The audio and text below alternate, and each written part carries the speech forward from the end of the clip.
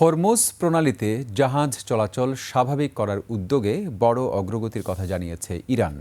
নতুন শিপিং রুটের মানচিত্র নিয়ে ওমানের সঙ্গে সমঝোতায় পৌঁছেছে তেহরান। তবে এই সমঝোতা হলেও হরমুজ প্রণালী পুরোপুরি খুলে যাচ্ছে না। এদিকে ৩ ইরানি পাইলটকে আটকের অভিযোগ ঘিরে কাতারের সঙ্গেও তৈরি হয়েছে নতুন বিরোধ। নীলাদ্রি ফারহানার রিপোর্ট।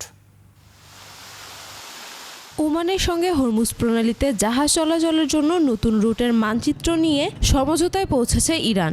দেশটির পররাষ্ট্র মন্ত্রণালয়ের মুখপাত্র ইসমাইল বাঘাই জানিয়েছেন, প্রায় ৩ মাসের কারিগরি আলোচনার পর গত ৩ সপ্তাহে দুই দেশের আলোচনায় অগ্রগতি হয়েছে। তিনি বলেন, ইরান ওমানের এই সমঝোতা দুই উপকূলীয় দেশের নিজেদের মধ্যে করা একটি স্বাধীন ব্যবস্থা। এর উদ্দেশ্য হরমুজ দিয়ে জাহাজের নিরাপদ চলাচল নিশ্চিত করা এবং একই সঙ্গে দুই দেশের সার্বভৌমত্ব বজায় রাখা। হরমুজের স্বাভাবিক নৌ চলাচল ফিরিয়ে আনতে যুক্তরাষ্ট্রের সামরিক তৎপরতা, নৌ অবরোধ ও হুমকি বন্ধ করতে হবে। পাশাপাশি গত 2 মাসে যুক্তরাষ্ট্রের প্রতিশ্রুতি ভঙ্গের জন্য ক্ষতিপূরণ দেওয়ার দাবিও জানিয়েছে তেহরান।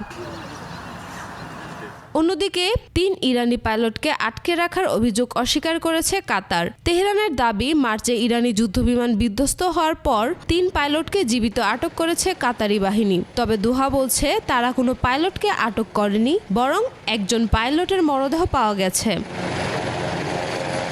এদিকে যুক্তরাষ্ট্রের সামরিক প্রস্তুতি অব্যাহত রয়েছে। সাধারণত 6 মাসের জন্য মোতায়েন করা হলেও প্রায় 9 মাস ধরে মধ্যপ্রাচ্যে রয়েছে মার্কিন রণতরী USS Abraham Lincoln.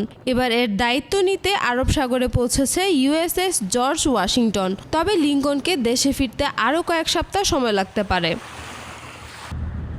Niladri Farhana, desk report, 21 television.